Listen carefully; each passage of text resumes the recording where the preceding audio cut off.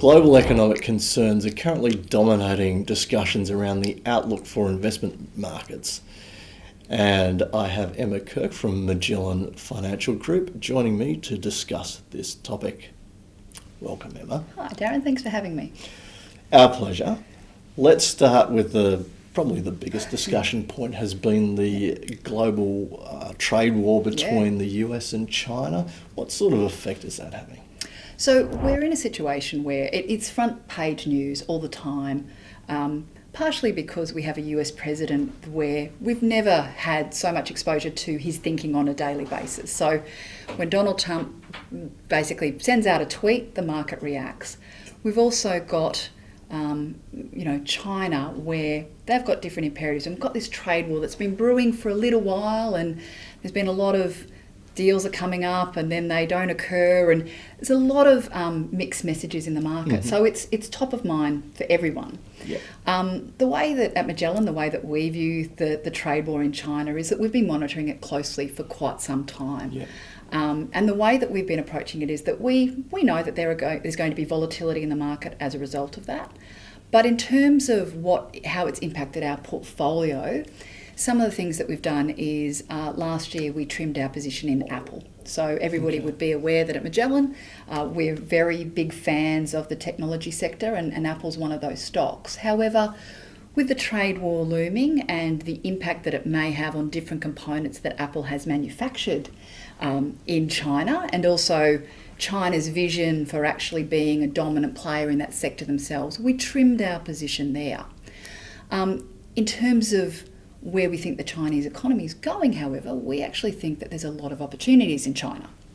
And that's playing very much to the rise of the middle class in China, and also the rise of the new kind of upper class in China. So there's a billionaire created, I think, every day in China.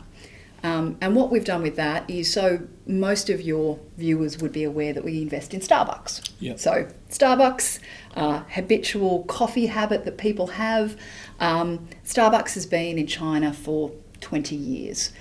They have more stores in China than they actually do in America, and they're rolling out a new store every 16 hours. So sorry, I correct that. They've got more stores in Beijing than they do, say, in any of their stores in, say, Seattle, as an example there. We think that growth engine will continue. The other area in terms of the upper class in China is we're looking at stocks such as LVMH, Louis Vuitton, Moet Hennessy, so the world's largest producer of luxury goods on the planet. LVMH own Louis Vuitton, Moet Hennessy. They also have got Christian Dior, Tag Heuer, a range of different brands around the world. And that's very much playing to the Chinese consumer who is aspirational and wants those luxury brands. It's also a French brand as well, so it doesn't have that American linkage. So where there might be some protest against American brands, we think that our portfolio is quite insulated from that. And we have, as I said, trimmed our position in Apple accordingly. Mm-hmm. Well, the other big talking point right now, and obviously with what's going on with the British Parliament as well in regard to this in the last couple of days, Brexit is a huge thing in Europe. What sort of effect is that having, and what sort of opportunities are you seeing there, and how you're dealing with that too? Yeah, so to be really honest, in relation to Brexit, we have exited all of our English holdings. The only one that we still own is RB, which is Reckitt Benckiser. And Reckitt Benckiser is actually a global business. It has brands like Nurofen and Strepsils. And so it only derives a portion of its income from UK.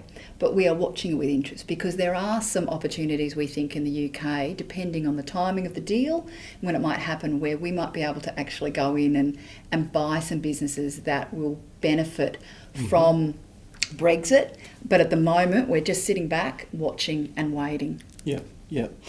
Now, there are other headwinds in Europe as well that is probably not getting as much coverage, but there are other concerns too, aren't there? Yeah, so, I mean, Europe is definitely slowing down. We've got Germany where they have had two negative quarters, which is, signs of recession coming up. Yeah. Both ends of the yield curve, you've got negative interest rates in both the short end and the long end in Germany. That effectively means that when you go to borrow money, you're actually getting money given to you for that to occur. So that's a bit unprecedented.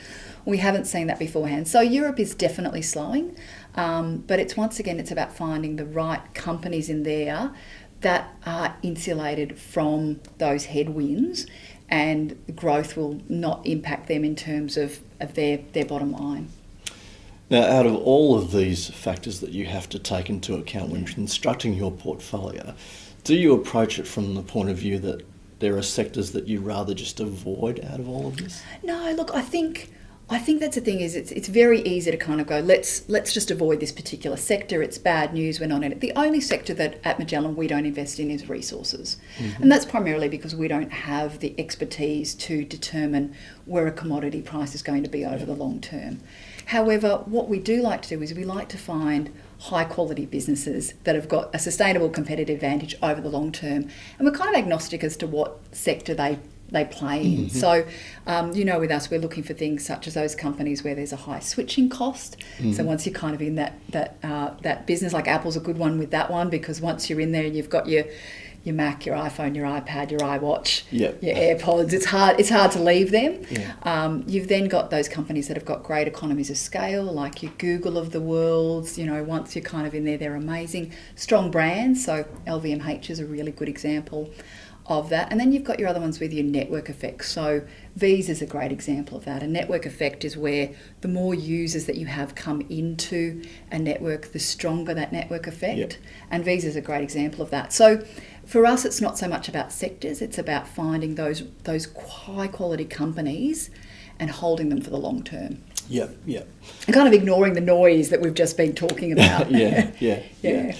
Well, thanks for that, Emma. That was really informative. Thanks, Darren. If you'd like to find out more about these global economic concerns and how they are affecting investment markets, Emma and Chris Weldon will be at our SMSF Trustee Empowerment Day. The event starts in Melbourne on the 13th of September, but also travels to Brisbane and Sydney. If you'd like more information about it, please refer to the slide on the screen now. And you can follow the link and register for the event if you would like to attend. We'd love to see you there. Thanks again, Emma, and I'm looking forward to the roadshow. Thanks, so am I.